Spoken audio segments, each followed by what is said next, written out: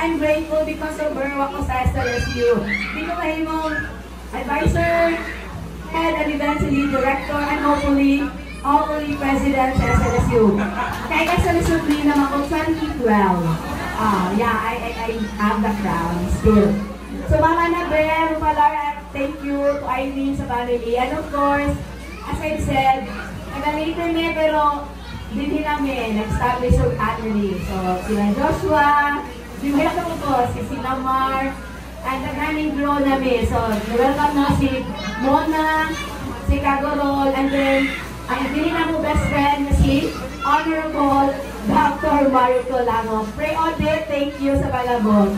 And of course, one of the friends that we have na turned into family, no other than Dr. Shepard Bernales.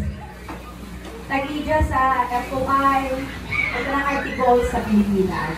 Okay, public act.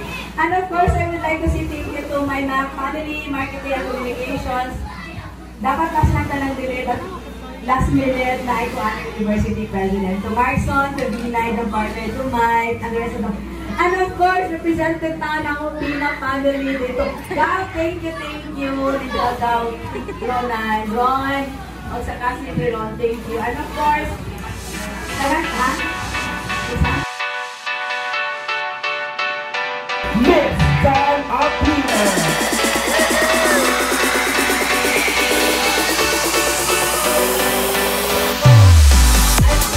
These past few days, I've been experiencing a lot of sleepless nights. I've been busy sa school. And every day, ang gininang tundag is ikan pa ko ng conference and then ikan pa din mag-deliver of speech. So,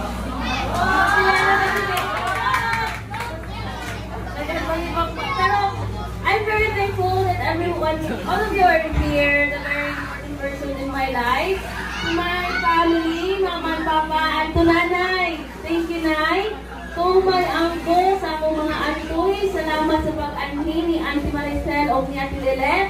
Thank you very much nila Ate Aubrey, Ate Biden, and all the cuties.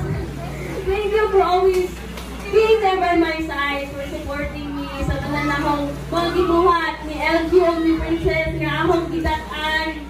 Thank you nga nagihapon mo sa usay.